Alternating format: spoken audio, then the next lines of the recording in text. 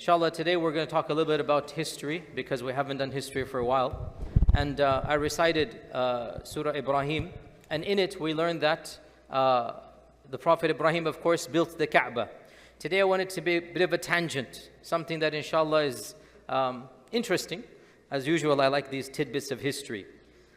As we're all aware, the one original stone that remains from the time of Ibrahim is which stone? Hajar Aswad. That is the only stone that still remains for 5,000 or 4,000 years. And that is, by the way, a huge achievement. 4,000 years, there's hardly any structure on earth, right? And the building of the Kaaba has gone many times, different buildings, right? The stones of the Kaaba don't go back 4,000 years. The physical bricks of the Kaaba, they are renewed every few decades, believe it or not. The last renewal was 1997. Right? So the stones, the bricks of the Kaaba is like any house, you have to build it over and over again. But there's one brick that has been there for 4,000 years. And that is, of course, the Hajar Aswad. Today's brief khatir, I'm going to give you some interesting facts about the Hajar Aswad that a lot of people perhaps are not aware of. Obviously, there's pre-Islamic, there's Seerah, and post-Islamic.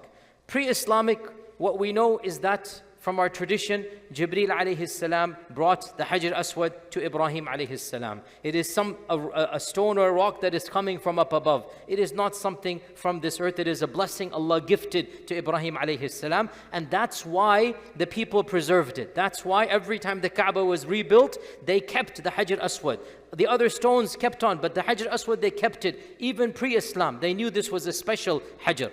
And the Hajar Aswad, of course, we begin and end our Tawaf at Hajar Aswad. And our Prophet ﷺ, we know that he was the one who lifted it up and put it in its place. Now, one incident happens before the Seerah. And that is, there was a civil war around 100 years before the Prophet ﷺ, the tribe of Jurhum and the tribe of Khuza. And in this civil war, when Jurhum exited Mecca, they wanted to destroy the Kaaba as an animosity, as an act of, okay, if you're going to kick us out, we're not going to leave anything here. They wanted to get rid of the Hajar Aswad. They wanted to, and they were the ones who got rid of the Zamzam well. Remember the story of Abdullah rediscovering Zamzam? Well, in that incident, when they covered up Zamzam, they also destroyed aspects of the Kaaba and they pulled the Hajar Aswad out. They pulled the Hajar Aswad out and they buried it far, far away. It was Allah's qadr that a lady was hiding for her life. She was spared because they didn't know she was there, and she saw where they hid Hajar Aswad. So as soon as Jurhum came, she said to them, I have seen it. And so the Hajar Aswad was gone for a short period of time. It was then returned. In the time of the Prophet ﷺ, we're all aware what happened. He lifted the Hajar himself and he put it in. Now, some scholars say that when Jurhum removed the Hajar Aswad, they had to hit it such that either it broke or it was weak and eventually it would break, because we're going to get to this point. A lot of people don't know this. So we are not 100% certain. Was it already broken, or the crack that they did when they took it out, it kind of made it damaged such that it was susceptible to being broken. So the Prophet ﷺ put it back, as we know, and it remained there until the time of Abdullah ibn al-Zubair. What happened in the time of Abdullah ibn al-Zubair, I went over this over here and in my library chats that I have on my YouTube channel, that Abdullah ibn al-Zubair, the Umayyads attacked the Kaaba. Al-Hajjaj ibn Yusuf attacked the Kaaba and he threw catapults. The Kaaba was burnt. The Kaaba was burnt and the Hajar Aswad was damaged. The Hajar Aswad was damaged. Abdullah ibn al-Zubair, for the first time, decided that we can't just leave the Hajar as a brick. So he was the first person to put that silver container around it. You all know that silver container, right? You all know that silver receptacle. Abdullah ibn Zubair was the first person to say we need to protect the Hajar Aswad from any future attack. So he put it inside of a very, like a case. That's the case that you see. The idea came from Abdullah ibn Zubayr. That was the first time the Hajar Aswad was put, and they say it was a case made out of alloys of silver and of other elements put together. Whatever he had, he just made it an icon or a case to put over there. That case remained until the time of Harun al-Rashid. Harun al-Rashid comes around 190 Hijrah, he does Tawaf around the Kaaba, and he sees this Hajar Aswad and the same alloy and the same metal that Ibn Zubair had put 150 years ago, 130 years ago, and it's decrepit, decayed, rusty. So he says, I need to build it again.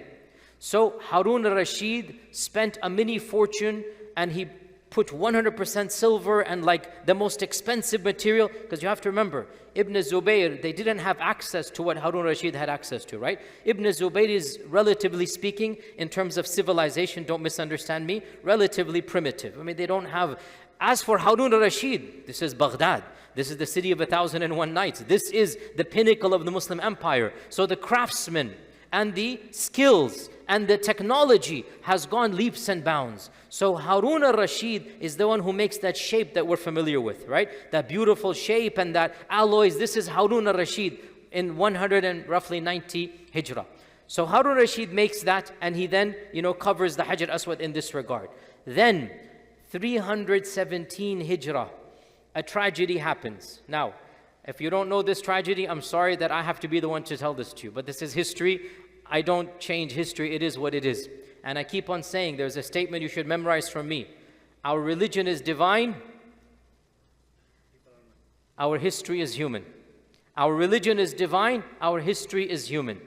In the year 317 Hijrah, there were many different schisms and groups, many different sects and ideologies. And one of the most fanatical sects, one of the most extreme right-wing, literally like killing and murdering and mayhem, it was a breakaway of Ismaili Islam that called themselves the Karamita, the Karamatians in English, the Karamita. Now, Ismailism is one of the branches of Shi'ism. Very briefly, you have 7er Ismaili, you have 12er Ithna Ashari, you have 5er Zaydi. These are the main 3 branches of Shi'ism. And Ismailism is considered to be, from our perspective, the farthest to us. It's always been the case. And within Ismailism, there are many different branches. And in our times, all of you are aware, you have the Nizari Aga Khani branch, you have the Bohra branch, you have the Duruz as well. The Karamita were the most extreme of the Ismailis, the most extreme.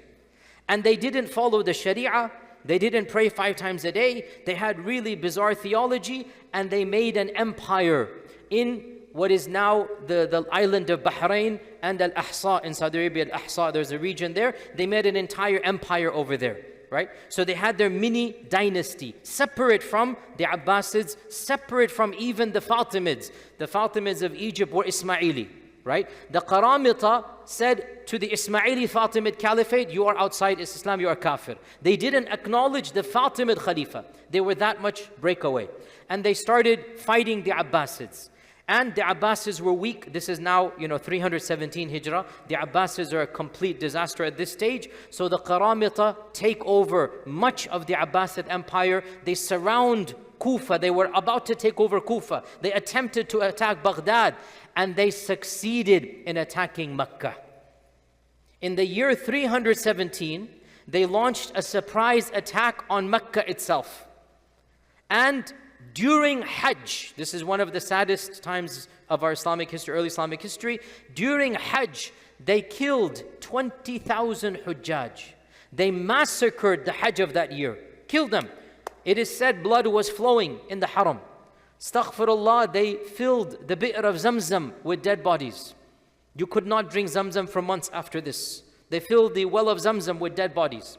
Their leader uttered kufri statements on top of the Kaaba. I don't want to repeat them. You can look up books of histories. Vulgar kufri statements.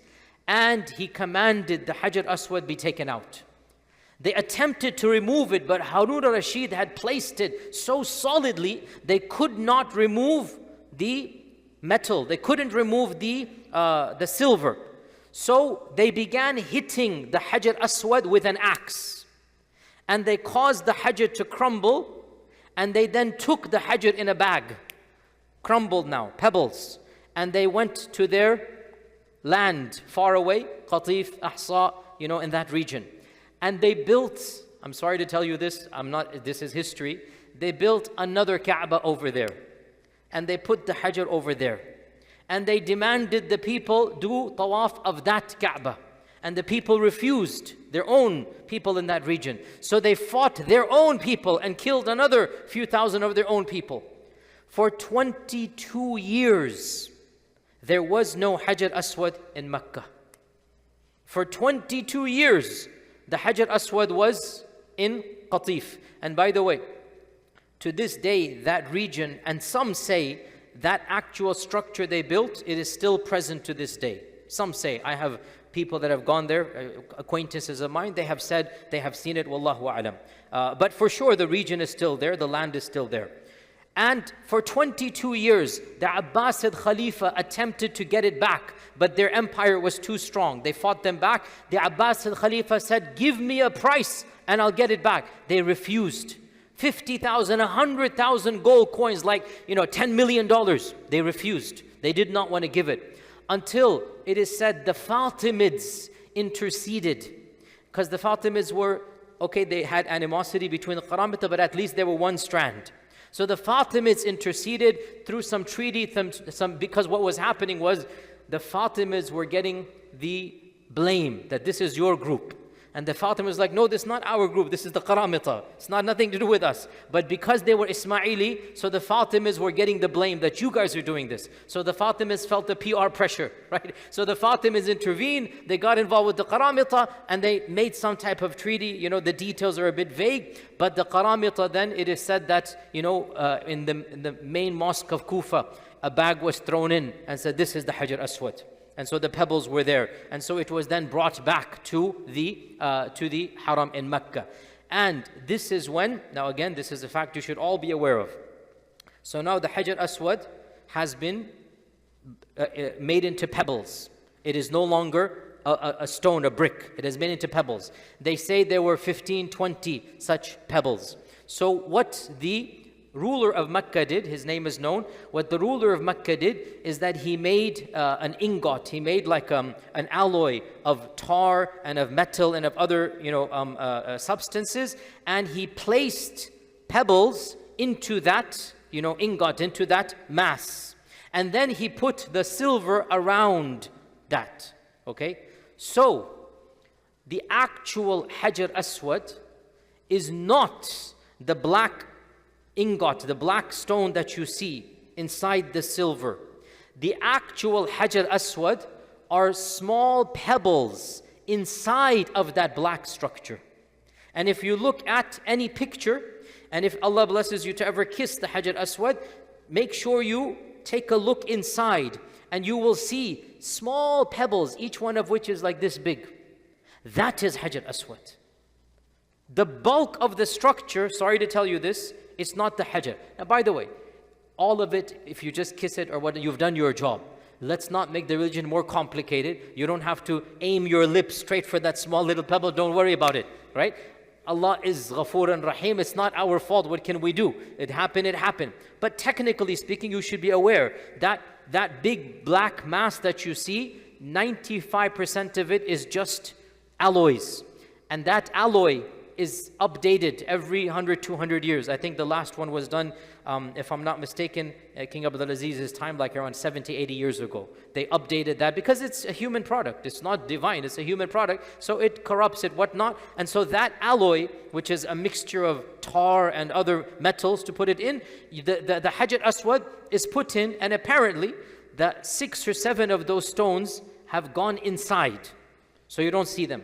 And only 7 are visible. Majority of them are too small to even see. Only 3 or 4 are bigger than my finger, like one size of it, this much. 3 or 4, like one side of it, the other side is going to be that. So just imagine small rocks, right? That's how it's going to be. So the Hajar Aswad then was put into this ingot from the year 329, don't quote me, but roughly 329 Hijrah onwards. Now, that remained. The Mamluks came, solidified it, but the structure remained as is until Sulaiman al-Qanuni. Sulaiman al-Qanuni was the greatest Ottoman Khalifa. He expanded the Khilafah of the Ottomans, he conquered places in Europe, and he spent millions or tens of millions of dollars on, yani his currency, on Mecca and Medina and on Jerusalem. All of you people who have been to Palestine, what you see in Jerusalem is Sulaiman al-Qanuni's effects. The wall, the structure, the city, that's Sulaiman al-Qanuni. 550 years ago, that's what you are seeing. He did the same to Mecca and Medina. And in Mecca, he completely, by the way, he never went to Mecca and Medina. None of the Ottoman Khulafa ever did Hajj. None of the Ottoman Khulafa did Hajj for reasons beyond the scope of this khatira. None of them came to Mecca to do Hajj. Sulaiman al-Qanuni did not do Hajj. But he spent a fortune on Mecca and Medina. And in fact, if you went to Mecca before 1980, you would have seen some of the original structures of Sulaiman al-Qanuni until 1980.